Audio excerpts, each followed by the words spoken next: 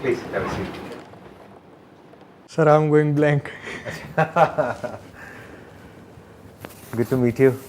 पहले I am not able to digest that I am sitting in front of you, हाँ हाँ, आराम से आराम से. तब मुझे वही हीरोइक फीलिंग आ रही है. Pleasure sir, pleasure. Thank you for the opportunity. तो आप पूरी तैयारी करके आए हैं, अपने क्वेश्चंस वगैरह सब लिख करके आए हैं? Yes sir, I tried my best to come up with the most relevant questions which can help me and fellow people who are watching. बताइए जी, शुरू करते हैं. आपकी जो भी क्वेश्चंस हैं First of all sir, आप ले लो, अपना वो हाथ में ले लो. हाँ, लेके के आराम से पूछते रहो. मैं ये जानना चाहता हूँ कि as an entrepreneur how to find that interest और पैशन कि हमारे साथ वो कैरी होगा और people would be willing to pay us. जैसे I am good at writing but nobody will pay me for writing. सो ऐसी कोई चीज़ को सेल्फ डिस्कवरी कैसे करे कि एंटरप्रेन्योरशिप करना है, बिजनेसमैन बनना है, पर how to select that particular niche. Number 1 तुम अपने इंटरेस्ट को, अपने पैशन को कैसे डिस्कवर करें, और दूसरा उसको मोनेटाइज कैसे करें, यानी कि वहाँ से पैसा कैसे कमाएं. तो आपने अपना एग्जांपल दिया कि भाई आपको राइटिंग में इंटरेस्ट है, बट आप कह रहे हो कि राइटिंग का मेरे को कोई पैसा नहीं देगा. बट ऐसा नहीं है. सबसे पहले तो दिमाग को यहाँ पे खोलना है, क्योंकि राइटिंग अपने आप में एक बहुत बड़ी फील्ड है. ओके. राइटिंग में क्या क्या आ जाता है, बहुत कुछ आ जाता है. मान लो आपके अंदर एक टैलेंट है कि मैं लिख सकता हूँ जी. तो जब आप लिख सकते हो तो आप बहुत कुछ लिख सकते हो. ओके. पोएट्री वगैरह लिख सकते हो. क्या लिख सकते हो आप? जी सर, पोएट्री. पोएट्री लिख सकते हो. तो अगर आप पोएट्री लिख सकते हो और अच्छी पोएट्री लिख सकते हो जी, तो ऐसे पोएट्स हैं जिसको हिंदी में कवि बोलते हैं, जो जाते हैं कवि सम्मेलन में यहाँ पर वहाँ पर और अच्छा पैसा कमाते हैं. जी. पहले तो अपने इस नोशन को चेंज करो ओके. कि मैं इससे पैसा कमा सकता हूँ और इससे नहीं कमा सकता. पैसा किसी भी चीज़ से कमाया जा सकता है. ओके. बस थॉट ऐसा होना चाहिए कि हाँ, हमको किस तरीके से कमाना है. फॉर एग्जाम्पल, आप राइटिंग की बात कर रहे हो, मैं आपको एक और एग्जाम्पल देता हूँ. यूट्यूब पे सबसे ज़्यादा व्यूज़ किस तरह की वीडियोस पे होते हैं? Any idea? बस ओवरनाइट मिलियनर कैसे बनना है, how to get rich quick. नहीं. देखो मैं बताता हूँ. बच्चों के जिंगल्स के वीडियोस, माय गुडनेस. उस पर अगर आप देखोगे तो बहुत सारे चैनल्स हैं और उन चैनल्स के ऊपर करोड़ों में सब्सक्राइबर्स हैं और अरबों में व्यूज़ हैं. वाह. तो क्या ये राइटिंग से कनेक्टेड है या नहीं है? एब्सोल्युटली. अगर आप अच्छा लिख सकते हो तो आप फ्रीलांसिंग बेसिस पे ऐसे भी किसी पर्सन को हायर कर सकते हो जो उसमें म्यूजिक दे दे पीछे से जो आपने लिखा है, और ऐसी भी किसी फीमेल को या मेल को हायर कर सकते हो जो कि उसको जिंगल फॉर्म में कन्वर्ट कर दे. ओके. और उसके साथ कुछ इंटरेस्टिंग से विजुअल्स ऐड हो जाए. तो उसके ऊपर कितने व्यूज आ सकते हैं उसकी कोई लिमिट ही नहीं है. तो जो व्यूज आ सकते हैं तो पैसा भी कमा सकते हो. उसके अलावा और बहुत तरीके हैं जिस तरीकों से आप पैसा कमा सकते हो राइटिंग से ही. अभी मैंने सिर्फ राइटिंग की बात करी है. तो नंबर 1 हमारे को क्या समझना है कि ऐसा कोई काम नहीं है दुनिया में, ऐसा कोई पैशन नहीं है, ऐसा कोई इंटरेस्ट नहीं है जिससे पैसा नहीं कमाया जा सकता. बस हमें पता होना चाहिए दुनिया में क्या क्या हो रहा है और लोग किस किस तरीके से पैसा कमा रहे हैं. एब्सोल्युटली. अगर वो हमको आ जाए और लोगों को एग्जैक्टली क्या चाहिए, अगर उसको आप कनेक्ट कर पाओ अपने पैशन से, अपने इंटरेस्ट से, यानी कि अपनी राइटिंग से, तो काम हो गया. अब सवाल उठता है कि हमारा माइंड ऐसे क्यों नहीं चलता है, हर जगह पे हम अपॉर्चुनिटी को क्यों नहीं देख पाते हैं? क्योंकि जिसकी आप बात कर रहे हो ना, बिजनेस की, entrepreneurship, it's all about seeing opportunities everywhere. जैसे 2 तरह के लोग होते हैं. एक होते हैं जिनके सामने भी एक बहुत बड़ी अपॉर्चुनिटी होगी, वो उसको नहीं देख पाते हैं. और दूसरे ऐसे भी लोग होते हैं जिनके आगे कुछ भी नहीं होगा, वो वहाँ पर भी बहुत कुछ देख लेते हैं. तो उसके पीछे क्या वजह होती है? उसका इंटरेस्ट इसमें नहीं होता कि आगे क्या दिख रहा है, फ्रंट में क्या दिख रहा है. उसका इंटरेस्ट इसमें होता है कि पीछे क्या हो रहा है. That should matter. For example, Amazon से आप ऑर्डर करते होगे कुछ ना कुछ, अमेजोन से, फ्लिपकार्ट से. तो कभी सोचा है कि उस पर ये जो लाखों प्रोडक्ट्स हैं उसको बेचने वाले लोग कौन है, कहाँ से आते हैं? क्या वो सब सिर्फ बड़ी बड़ी कंपनीज हैं या आपके जैसे ही लोग हैं? जी. हो सकता है कोई आदमी ध्यान तक नहीं देगा, लेकिन मेरा दिमाग ऐसे ही चलता रहता है. ऑल्दो मेरा भी इंटरेस्ट नहीं है बिजनेस में, क्योंकि मेरा इंटरेस्ट इस काम में ज़्यादा है, ये जो अभी हम कर रहे हैं. मेरी वाइफ मेरा मजाक उड़ाती है. वो कहती है कि आज कहाँ जा रहे हो, आज कमाने वाले काम पे जा रहे हो या गंवाने वाले काम पे जा रहे हो? ये अभी गंवाने वाला काम है. So you are getting where I am coming from. For example, मैं अपने घर के लिए अभी कुछ फ्लावर पॉट्स होते हैं वो ऑर्डर कर रहा था. तो मेरा एकदम से इंटरेस्ट आया. मैंने कहा यार ये इसमें है क्या, प्लास्टिक का ही तो है, ये 2000 का क्यों है, और उसी से मिलता जुलता एक और है जो 500 रुपये का है. तो क्या गेम चल रहा है? और फिर मैंने देखा कि जो 2000 वाला है उसके ऊपर रिव्यूज़ हैं 500। तो इसका मतलब क्या है, अगर 500 रिव्यूज़ हैं तो जो भी खरीदता है हर कोई रिव्यू तो नहीं देता है, तो इसका मतलब वो कम से कम भी नहीं तो 5000 बार बिक चुका है। अगर 10% भी हम मान के चलते हैं कि जिन लोगों ने रिव्यू दिया होगा, तो एक सेकंड में आप कैलकुलेट कर सकते हो कि अगर 5000 बार वो प्रोडक्ट बिका है और उसी कंपनी के और भी बहुत सारे प्रोडक्ट्स हैं, तो अगर आप देखेंगे वहाँ पे और कितने सारे उनके प्रोडक्ट्स हैं और हर प्रोडक्ट के ऊपर इतने इतने रिव्यूज़ हैं, तो आप आइडिया लगा सकते हो कि उनके कितने प्रोडक्ट्स बिक चुके हैं। फॉर एग्जाम्पल 50,000 प्रोडक्ट्स बेच दिए हैं। एक प्रोडक्ट के ऊपर अगर सारे एक्सपेंसेस हटा करके मान लो एक प्रोडक्ट पे 500 रुपये भी कमाया, तो मल्टीप्लाई करो कितना हो गया, 50,000 इंटू 500, 25 लाख, 2.5 करोड़। 2.5 करोड़ रुपए profit, not sale. Oh yes, sale तो 2000 के हिसाब से हुई, यानी 4 गुना कर दो, 10 करोड़ की सेल, 2.5 करोड़ का प्रॉफिट सारे खर्चे निकालने के बाद। कर क्या रहे हैं, गमले बेच रहे हैं।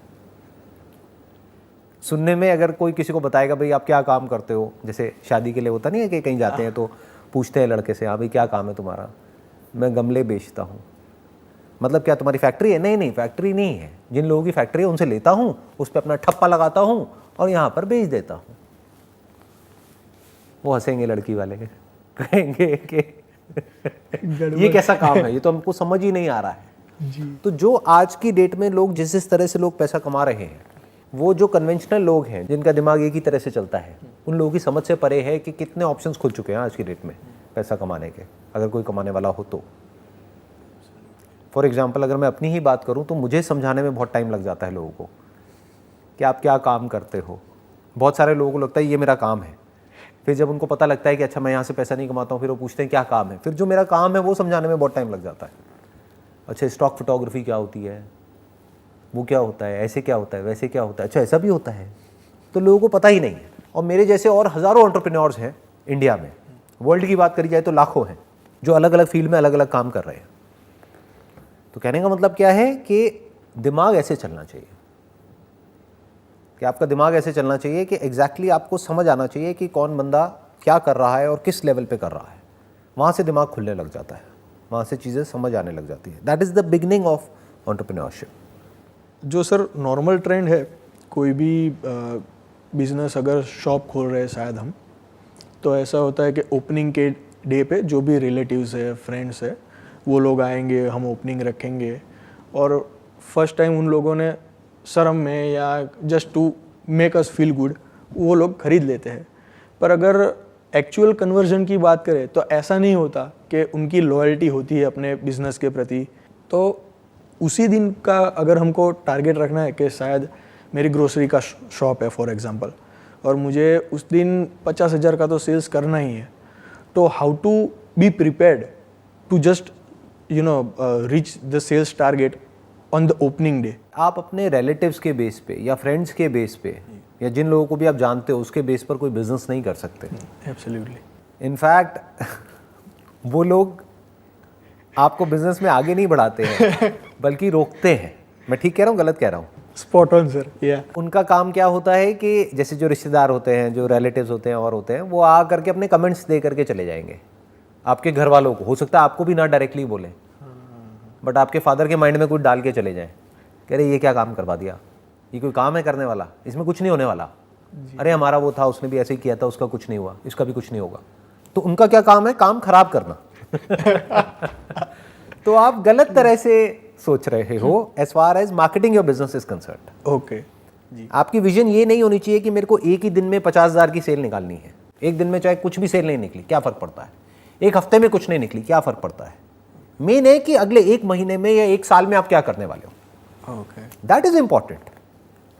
ये अगले 2 साल में क्या करने वाले हो, 3 साल में या 5 साल में, अगर आपका कोई लॉन्ग टर्म प्लान है तो, लॉन्ग टर्म विजन है तो जी। अब वो कैसे होगा? वो रिलेटिव्स के बेस पे तो होगा नहीं, क्योंकि आपकी तरक्की देख करके उनको कौन सा मजा आने वाला है। सोचने वाली बात है। अगर आपके घर में जो गाड़ी खड़ी है वो उनकी गाड़ी से बड़ी है तो उनको खुशी होगी या उनको दुख होगा? अंदर ही अंदर जेलसी होगी, क्योंकि जेलसी हमेशा हमको अपनों से होती है, परायों से थोड़ी होती है। जी। आपको मेरे से जेलसी होती है क्या? नहीं होती। बट यही मैं आपका सगा भाई हूं तो होगी या नहीं होगी? तो उनके बेस पर कभी भी कोई प्लान मत बनाओ। That plan is bound to fail. तो प्लान कैसे बनाओ कि मैं अपने ग्रॉसरी का स्टोर खोल रहा हूँ, तो अब ग्रॉसरी के इंडिया के अंदर लाखों स्टोर्स खुले हुए हैं, आपका स्टोर उन सब से कैसे अलग होने वाला है? Okay, that needs to be thought about. क्या कुछ अलग है या आप भी वही कर रहे हो जो सब कर रहे हैं? अगर वही कर रहे हो जो सब कर रहे हैं तो कंपटीशन दबा के होने वाला है। और आजकल तो कंपटीशन सिर्फ ऑफलाइन से नहीं है, ऑनलाइन से भी है। आप भी जब कुछ खरीदने जाते हो तो आप ये भी देखते हो कि ऑनलाइन कितने का है, क्या डील मिल रही है, यस, ऑफलाइन कितने का है। तो you need to think about कि भाई मैं क्या अलग करने वाला हूँ। अब वो दिमाग कैसे खुलता है लोगों का? जैसे ज़्यादातर लोग जो बाहर ट्रैवल करते हैं, जैसे आपने भी पढ़ाई बाहर से करी हुई है। जी सर। कहाँ से करी हुई है आपने? I think Australia and UK. हाँ, ऑस्ट्रेलिया से और यूके से करी हुई है। तो वहाँ पे आपने ऐसा बहुत कुछ देखा होगा जो अभी तक इंडिया में नहीं हो रहा है। जैसे इंडिया में जो कॉन्सेप्ट शुरू हुआ है ना 24/7 का, कि बहुत सारे ऐसे ग्रॉसरी स्टोर्स खुल गए हैं जो 24 घंटे खुले रहते हैं, या सुबह मान लो 7 बजे से रात को 11 बजे तक खुले रहते हैं। तो ये कॉन्सेप्ट कहाँ से आया, ये आइडिया कहाँ से आया लोगों के माइंड में? कहीं ना कहीं बाहर कोई गया होगा, उसने देखा कि अच्छा वहाँ हो रहा है तो इंडिया में क्यों नहीं हो सकता। तो उन्होंने दिमाग लगाया, यहाँ पे किया, अब वो मॉडल सक्सेसफुल हो गया, क्योंकि अब वो कुछ ऐसा कर रहे थे जो और कोई नहीं कर रहा था। जब सारे स्टोर बंद हो जाते हैं तब भी कुछ स्टोर्स खुले रह जाते हैं, तो अब उनको एक एडवांटेज मिल गया है। तो that is like a USP, that is called unique selling preposition. जैसे आप अहमदाबाद में रहते हो, राइट जी, तो आपने कोई ऐसा एरिया चूज किया जहाँ पर जो लोग हैं वो फाइनेंशियली वेल ऑफ है। जैसे अहमदाबाद में बेस्ट एरिया कौन सा है जहाँ पे सबसे महंगी प्रॉपर्टी है? Sindhu Bhavan road. Sindhu Bhavan road, right? ये एरिया आप कह रहे हो मोस्ट प्राइम लोकेलिटी है वहाँ की। तो उसके आसपास में देखो जो ग्रॉसरी स्टोर्स खुले हुए हैं वो क्या कर रहे हैं, किस तरह से कर रहे हैं। तो हो सकता है वहाँ पे आपको एक बहुत बड़ा गैप नज़र आएगा कि वो लोकेलिटी तो ऐसी है जहाँ पर एक से बढ़कर एक घर है, हर घर में एक से बढ़कर एक गाड़ियाँ हैं। जी, मैं ठीक कह रहा हूँ ना? जी, एब्सोल्युटली। यानी कि पॉश लोकेलिटी है, लेकिन हो सकता है उसके आसपास में एक भी ऐसा स्टोर ना हो, ग्रॉसरी स्टोर, जो कि सिर्फ हाई एंड आइटम्स रखता हो, जो उन लोगों के लिए हो जो बहुत ही हेल्थ कॉन्शियस है।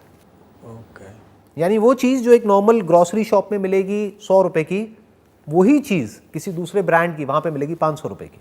फॉर एग्जाम्पल मानुका हनी, आपने सुना है इसके बारे में? नहीं सर। न्यूजीलैंड में काफ़ी पॉपुलर है। वो हनी छोटी सी डब्बी होती है, वो 2-3 हज़ार रुपये से शुरू होती है और 10,000 रुपये तक जाती है हनी, जो वैसे कितने का मिलता है? 100-200 रुपये का। यस। तो वो कौन खरीदेगा? वो आप किसी ऐसी लोकेलिटी में चले गए जहाँ पर के पेइंग कैपेसिटी नहीं है लोगों की, तो गालियाँ निकालेंगे।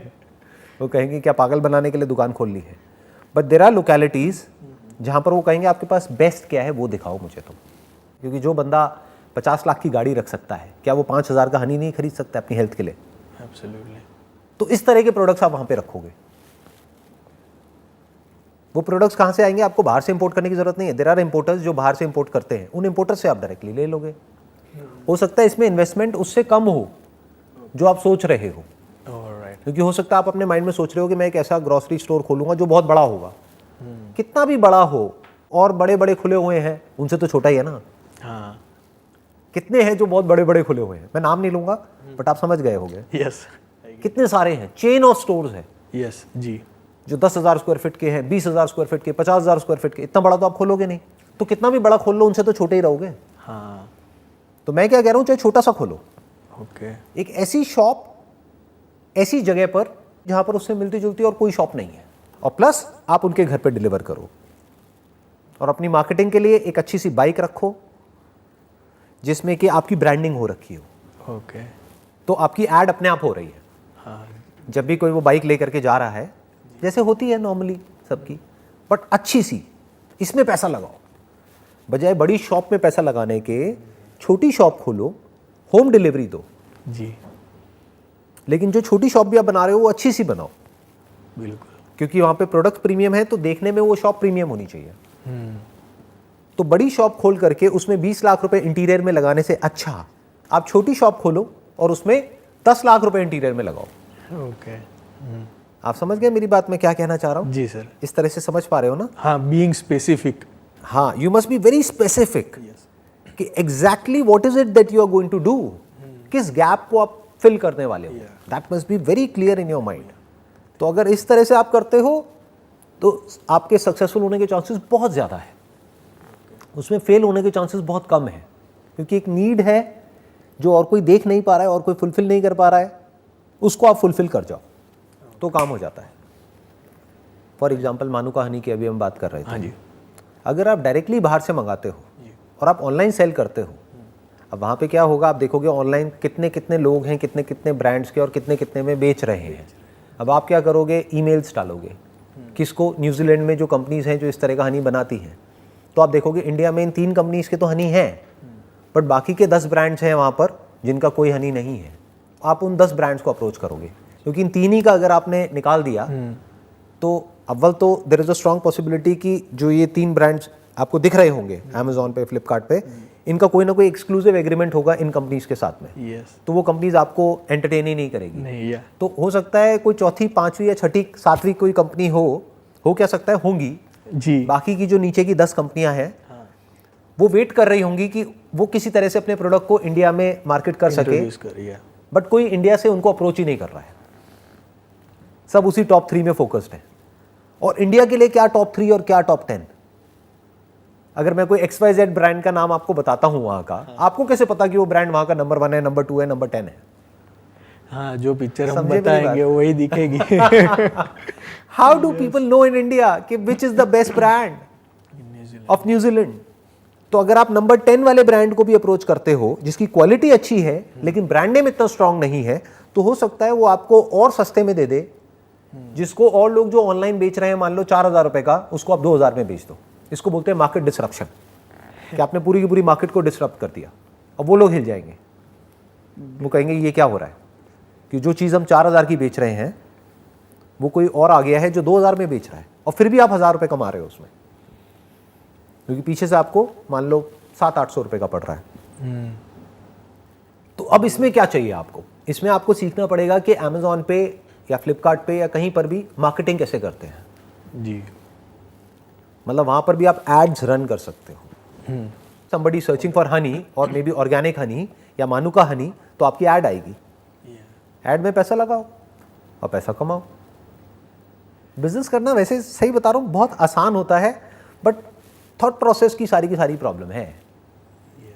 ऐसे बहुत सारे एजेंट्स हैं जिनका काम ही यही है। वो क्या करेंगे, आपने उनको बताया कि मेरे को इस कंपनी से, एक बार आपकी डील फाइनल हो गई ऑनलाइन मान लो ईमेल के थ्रू, फिर आपने इस कंपनी को बोल दिया, इस एजेंट को बोल दिया कि अब मेरे को इतनी क्वांटिटी यहाँ से यहाँ पर चाहिए, तो बाकी सारा काम उनका है, उनकी हेडेक है।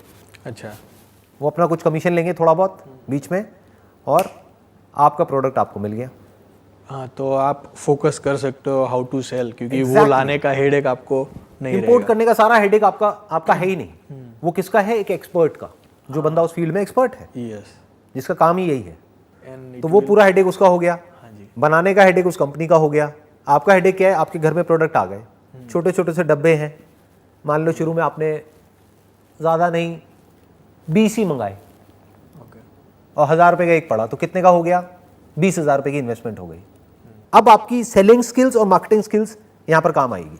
अगर आप 20 बेच सकते हो तो आप 200 भी बेच सकते हो, 200 बेच सकते हो तो 2,000 भी बेच सकते हो, और एक प्रोडक्ट बेच सकते हो तो दूसरा भी बेच सकते हो। तो कितने ऑप्शंस खुल गए?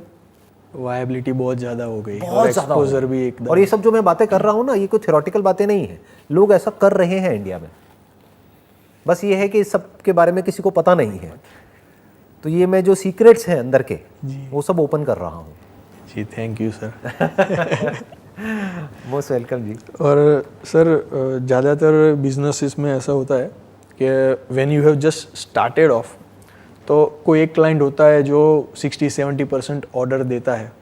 ऑल ऑफ द सडन, जैसे आपने बोला कि अभी हम शुरू कर रहे हैं, we are new and some of establish player are already there, तो वो उनको बेटर ऑफर दे के अगर वो कस्टमर को अपने पास ले लेंगे तो हमारा नया सेटअप है वो कोलैप्स हो जाएगा। जैसे आपने बोला कि मार्केट डिसरप्शन आप कर सकते हो ये स्ट्रेटजी से, तो उस चैलेंज को कैसे ओवरकम किया जाए? जो अभी आपने एग्जांपल दिया कि फॉर एग्जांपल आपने कोई नया बिजनेस शुरू किया और कोई क्लाइंट है, वो आपके बिजनेस का मान लो 50% रेवेन्यू जनरेट कर रहा है, और वहाँ पर एक एग्जांपल ले लेते हैं कि उसने पेमेंट देने से ही मना कर दिया। बड़ा कॉमन है। हाँ, बिग उसने प्लेयर पहले बोला कि मैं 30 दिन में पैसा दे दूंगा, उसके बाद 60 दिन हो गए, 90 दिन हो गए, 6 महीने हो गए, वो पैसे ही नहीं दे रहा है। क्या कर लोगे? कोर्ट में जाओगे तो 20-30 साल गए आपके। वो तो अब क्या करोगे? फंस गए ना। जी। काम शुरू होने से पहले ही बंद हो गया। जी। तो बिजनेस को डाइवर्सिफाइड तरीके से करो। शुरू में बड़ी मछली को पकड़ने की बजाय छोटी छोटी बहुत सारी मछलियों को पकड़ो। ये बड़ी मछली को पकड़ने के लिए बड़ा और स्ट्रांग नेट भी तो होना चाहिए ना। अपने छोटे से नेट से आप बड़ी मछली को पकड़ने जाओगे तो नेट ही फट जाएगा। जी। तो उस छोटे से नेट से छोटी छोटी बहुत सारी मछलियों को पकड़ लो। यानी कोई भी एक भी ऐसा क्लाइंट आपका नहीं होना चाहिए जहां से कि आपकी रेवेन्यू का मान लो 10% से ज़्यादा वहां से आ रहा है। तो कोई डर नहीं है। डूबा भी तो कितना डूबा, 10% डूब गया, कोई बात नहीं, क्या हो गया, बाकी का 90% तो चल रहा है ना, मैनेज हो जाएगा। तो ऐसे काम करो ही मत। ओके, इनिशियल डेज में, इनिशियल में मत करो। जब आपके पास फंड्स हो, मान लो बिजनेस करते करते आपको 1-2 साल हो गए हैं, आप बड़ों को अप्रोच करो ना, और ये सोच करके करो कि अगर मेरा पैसा डूब भी गया तो मुझे फ़र्क नहीं पड़ता, उतने का ही मैं रिस्क लूँगा। जिसने भी बिज़नेस करा होगा वो समझता होगा इस रियलिटी को कि बहुत सारे लोग ऐसे हैं जो प्रॉपर एथिकल वे में बिजनेस को नहीं करते हैं इंडिया में, क्योंकि लोगों के अंदर अभी भी लॉ एंड ऑर्डर का कोई डर नहीं है। नहीं है, बिल्कुल जी। तो वो क्या करेंगे, वो आपको अटकाने की कोशिश करेंगे। ओके। इसको टिपिकल यहाँ पे लैंग्वेज में बोला जाता है, बिजनेस की लैंग्वेज में इंडिया में, नीचे लगाना सामने वाले को। हाँ। मतलब आपको कहेंगे पेमेंट आपकी कहाँ जा रही है, 30 दिन में हम दे देंगे ना। जैसे ही आप पेमेंट मांगने जाओगे वो कहेंगे और माल दे दो। हाँ, आप समझ गए, पेमेंट तो दी नहीं, माल और दे दो। फिर आप माल दोगे 100 रुपये का, पेमेंट वो देंगे 50 रुपये की। हाँ। तो पहले की 100 रुपये की पेमेंट थी, उसमें से 50 दिया उन्होंने, तो 50 पुराना बाकी हो गया, 100 नया हो गया। तो 100 से कितना हो गया, 150। आपका रिस्क बढ़ गया। ये 100 रुपये बढ़ करके कब 500 रुपये हो जाएगा, 1000 रुपये हो जाएगा, आपको पता भी नहीं लगेगा। फिर एंड में जब 1000 रुपये हो जाएगा तो वो वेंडर चेंज कर देंगे। हाँ, ऐसा होता है। कहेंगे भाड़ में जाओ, हम तो उससे ले रहे हैं। और उसके पीछे भी कोई ना कोई रीज़न दे देंगे। वो ये थोड़ी बोलेंगे कि हम आपका पैसा नहीं दे रहे, क्योंकि फिर तो उनकी क्रेडिबिलिटी खराब हो जाएगी ना। वो क्या कहेंगे, आपके प्रोडक्ट में कमी है, ये क्या दे दिया हमको, इसकी वजह से हमको इतने का नुकसान हो गया, अब हम आपके पैसे नहीं दे रहे। ये सब चीज़ें होती हैं, ये ग्राउंड रियलिटी के बारे में मैं आपको बता रहा हूँ। Format perfect. इसके बारे में जो फर्स्ट टाइम एंटरप्रेन्योर्स होते हैं, जो स्टार्ट कर रहे होते हैं, उनको पता ही नहीं होता है, तो फंस जाते हैं। यस। तो ऐसे काम करो जहाँ पर अगर पैसा आपका डूब भी जाए तो आपको फ़र्क ना पड़े, आपका मंथली कैश फ्लो पे असर नहीं पड़ता, you will be able to maintain. 5-10% चला भी गया तो उससे बिजनेस में फ़र्क नहीं पड़ता ना। जी। बेटर स्टिल, अगर आपने पूरा ही डाइवर्सिफाई कर दिया कि एक क्लाइंट से आपका 1 या 2% से ज़्यादा आता ही नहीं है, तो कोई डर ही नहीं है। हाँ, वो आप अगर वो ज़्यादा नौटंकी करे या ज़्यादा ऐसी कोई उल्टी सीधी टर्म्स आपके सामने रखे जो आपको ठीक नहीं लगते, तो आप ना कह सकते हो उसको। एब्सोल्युटली। वो ओवर नेगोशिएट करे, जितना आपका मार्जिन है उससे भी नीचे आपको ले जाने की कोशिश करे। आप बोल तो मैं नहीं देता प्रोडक्ट, वो कहेगा मैं कॉम्पिटिटर के पास चला जाऊँगा, चले जाओ, आपको क्या फ़र्क पड़ रहा है। हाँ। आपका 98% या 99% बिजनेस तो इंटैक्ट है ना। Yes, secure. ऐसे सोचा जाता है। तो जो फर्स्ट टाइम एंटरप्रेन्योर्स है सर, उनके लिए व्हाट वुड यू सजेस्ट कि suppose I have got 10 lakh rupees with me, so 1-1 lakh के 10 डिफरेंस एक्सपीरियंसेस लेना बेटर है या 10 लाख एक ही बिजनेस में लगाने के वो एक्सपोजर लेना बेटर रहेगा? 1-1 लाख 10 बिजनेस में आप लगाओ, वो बेटर है। अच्छा। और ऐसा सोचो ही मत शुरू से कि मेरे को 10 बिजनेस करने पड़ेंगे 1-1 लाख रुपए के, राइट? आप ये सोच करके करो कि मैं 1 लाख में एक बिजनेस कर रहा हूँ, मेरे पास में 10 लाख रुपए है और इस बिजनेस को मुझे इस लेवल पे ले जाना है कि यहाँ से मेरे पास में 1 लाख मैंने लगाया, 10 लाख आएगा, फिर उस 10 लाख को मैं री इन्वेस्ट करूँगा, फिर मैं 20 लाख पे जाऊँगा, 50 लाख पे जाऊँगा, फिर उसको री इन्वेस्ट करूँगा, फिर मैं 1 करोड़ पे, 2 करोड़ पे, 5 करोड़ पे जाऊँगा। ऐसे सोचो, क्योंकि 10 लाख आपके पास में अगर है और आप 1 लाख लगा करके एक बिजनेस कर रहे हो तो 1 लाख का 2-3 लाख तो वैसे ही हो जाएगा। आप एस्टिमेट करोगे 10 लाख का, एक्चुअल में जब करने जाओगे तो पता लगा 20 लाख लग गया, 30 लाख लग गया, फंस गए। यस। तो 9 लाख को साइड में रखो, सिर्फ 1 लाख रुपए लगाओ। अब वहाँ पे एक प्रॉब्लम क्या आएगी कि हमारा दिमाग कैसे चलता है कि 1 लाख में बिजनेस कैसे होगा। अरे नहीं, ऐसा नहीं है। 1 लाख बहुत बड़ा अमाउंट होता है एक बिजनेस को करने के लिए। It's all about how you are doing it, not what you are doing it. जी, ये पॉइंट इंपॉर्टेंट है, मैं दोबारा बोलूंगा। It's all about how you are doing it, not what you are doing.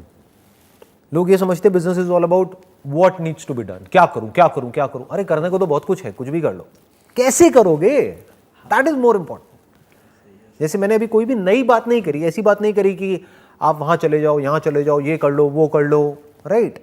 मैंने क्या करा, जो भी आपने बोला उसी से रिलेटेड आपको एग्जाम्पल्स दिए हैं जो कि ग्राउंड रियलिटी पे बेस्ड है। प्रैक्टिकल। आपने ग्रॉसरी की बात करी, मैंने आपको बताया कि ग्रॉसरी से रिलेटेड कैसे किया जा सकता है। ऑनलाइन का मैंने आपको बताया कि कैसे किया जा सकता है। और वो भी स्ट्रेटेजिकल भी आपने जो बताया कि हनी का जो आपने एग्जांपल दिया था कि उसमें ज़्यादातर फर्स्ट टाइम एंटरप्रेन्योर्स स्टक ऐसे ही हो जाएंगे कि सारा ऑपरेशन खुद ही मैनेज करने में लग जाएंगे।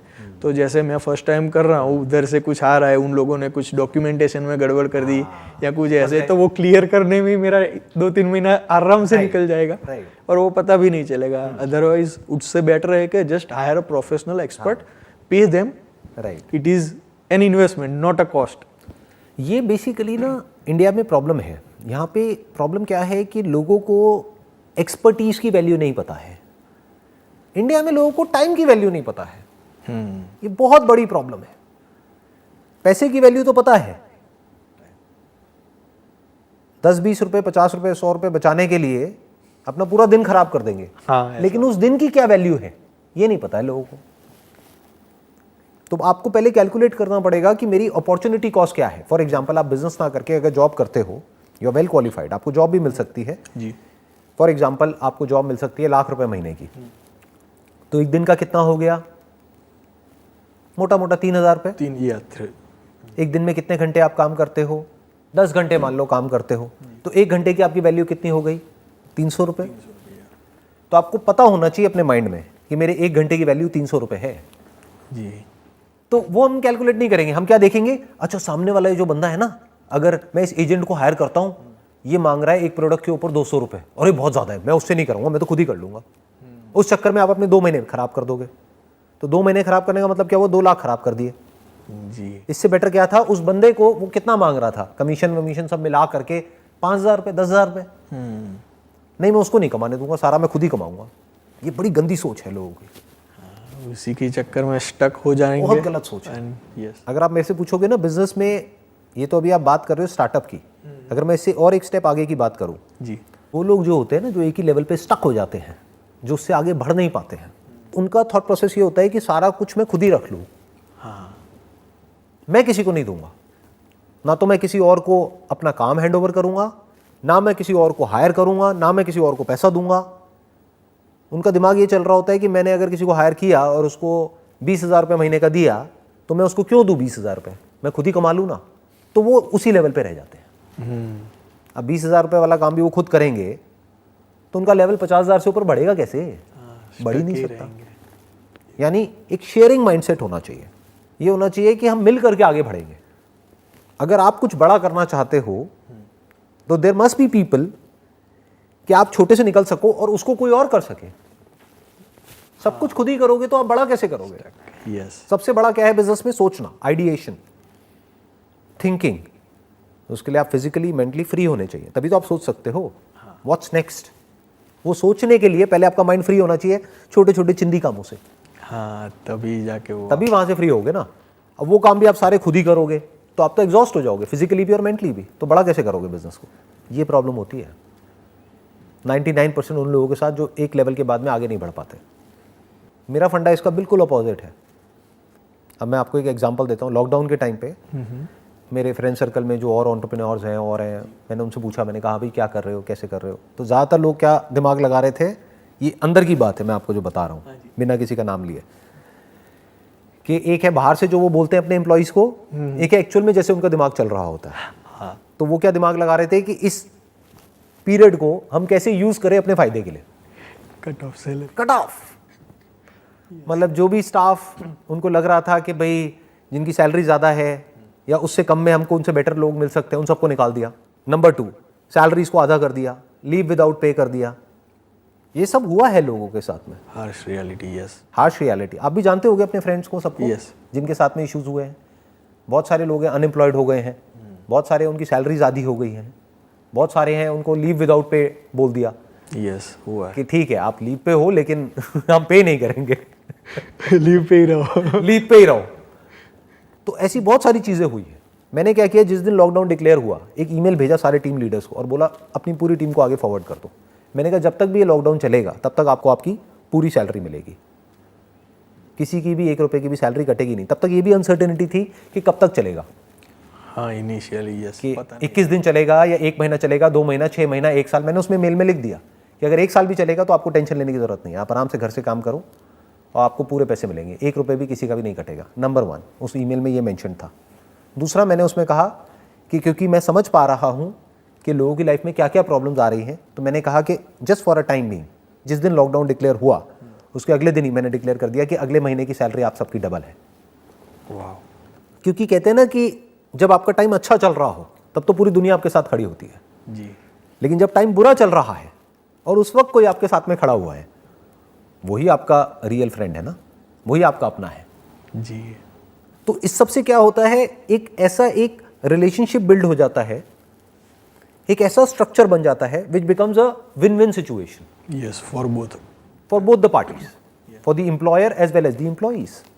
तभी वो कंपनी ग्रो कर पाती है, तभी लोग नेक्स्ट लेवल पे जा पाते हैं।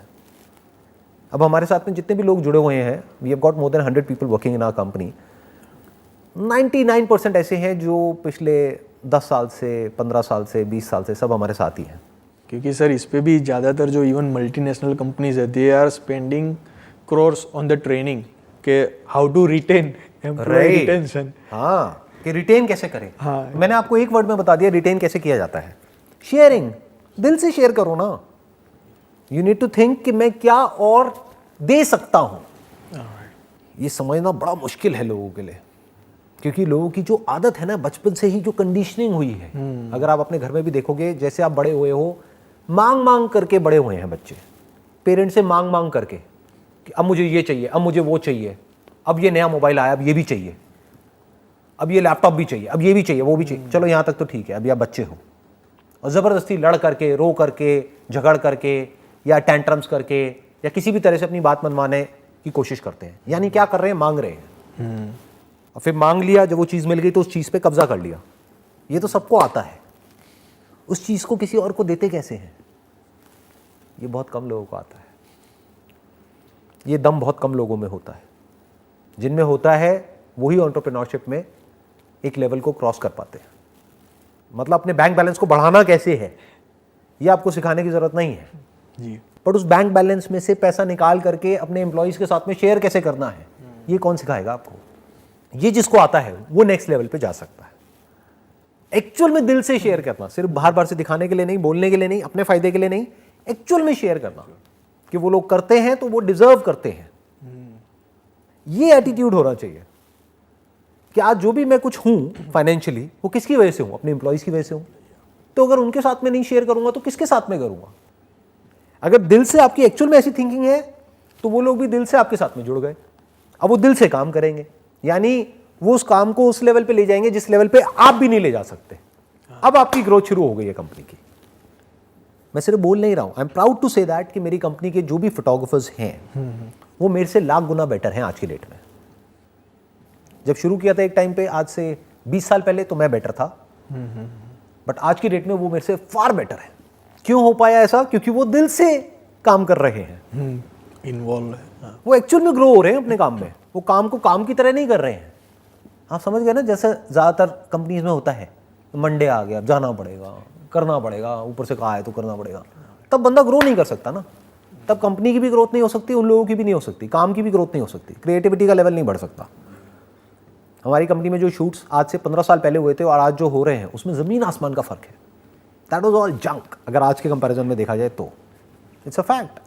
लेवल बढ़ चुका है, बहुत बढ़ गया है। तो कैसे बढ़ गया? कहीं ना कहीं वो जो लोग हैं वो सिर्फ बाहर से बोलने के लिए नहीं बोलते कि ये हमारी कंपनी है, अंदर से they feel this is my company. Proud. हाँ, क्यों? क्योंकि मैं भी दिल से ऐसा उनके बारे में सोचता हूँ, और सिर्फ सोचता ही नहीं हूँ, बोलता भी हूँ और शेयर भी करता हूँ। जो भी आपके वर्ड्स हैं वो आपके एक्शन से मैच होने चाहिए, तब ट्रस्ट बिल्ड होता है, और उस ट्रस्ट की वजह से आप आगे बढ़ते हो। और तभी आपका ये माइंडसेट रहता है कि मेरे को शेयर कैसे करना है, सिर्फ अपने एम्प्लॉइज़ के साथ में नहीं, कस्टमर्स के साथ भी। यानी वहाँ पे एक्चुअल में क्या वैल्यू ऐड मैं कर सकता हूँ, उनकी लाइफ को बेटर कैसे कर सकता हूँ, और ज़्यादा कन्वीनियंट कैसे कर सकता हूँ उनके लिए हर एक चीज़ को, कि एक्चुअल में जो उनको चाहिए, जो भी उनकी एक्सपेक्टेशंस हैं हमारी कंपनी से, उसको हम एक्सीड कैसे करें। बताइए आपका नेक्स्ट क्वेश्चन क्या है? बस सर वही था लास्ट के, कैश फ्लो का जो इम्पोर्टेंस है, ना तो बुक्स है इसके बारे में, ना तो राइट कंटेंट है, क्योंकि of course it is very important for all the companies which are out there, और जो उसकी इम्पोर्टेंस समझते हैं they are able to survive. पर न्यू और फर्स्ट टाइम एंटरप्रेन्योर्स कैसे मैनेज कर सकते हैं मंथली कैश फ्लो? देखो, कैश फ्लो को मैनेज करना एक बिजनेस में सबसे ज़्यादा इंपॉर्टेंट है, क्योंकि अगर आपकी कंपनी प्रॉफिटेबल ही नहीं है तो ये सारी बातें जो मैंने अभी तक करी हैं सब बकवास है। As the owner of a business आपका दिमाग हमेशा ऐसे चलना चाहिए that the company must always be profitable right from day one. ये नहीं कि 2 साल बाद या 5 साल बाद। हाँ, कहीं से फंडिंग मिली हुई है तो बात अलग है, कोई है उसने $10 मिलियन आपको दे दिया है, $20 मिलियन, $100 मिलियन दे दिया है, अब उसको आप बर्न करते चले जा रहे हो, क्योंकि 1-2 साल आपके पास में है उसको बर्न करने के लिए, जब तक कि आप प्रॉफिटेबल होते हो। या हो सकता है 2-3 साल बाद कोई आकर के आपको बड़ा प्लेयर एक्वायर कर ले। बट अगर आप बात कर रहे हो एक बिजनेस को स्टार्ट करने की राइट फ्रॉम स्क्रैच, जब आपके पास में कोई इन्वेस्टर नहीं है, तो लोन लेना तो मेरे हिसाब से तो बहुत बड़ी बेवकूफ़ी है। लोन लेकर के कभी बिजनेस नहीं करना चाहिए।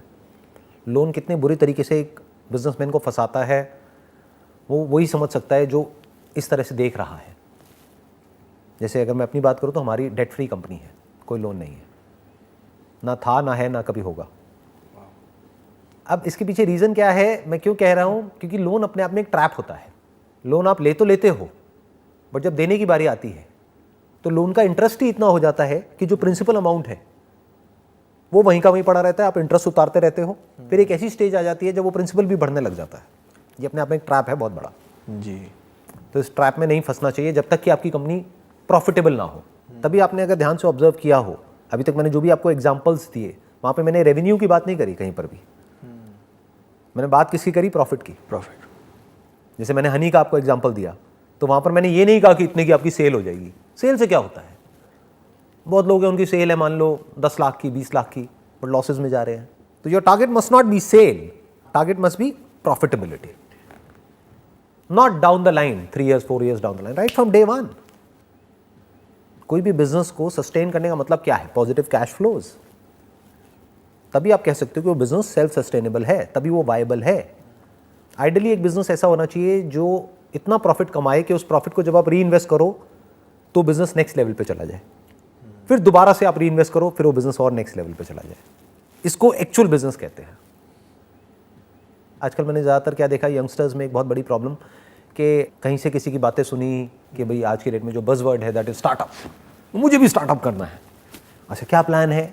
ये करना है, वो करना है, मैं ये ऐप बनाऊंगा, ये करूंगा, वो करूंगा। आपको पता है कि there are millions and millions of apps already there, जिसको कोई डाउनलोड भी नहीं करता है।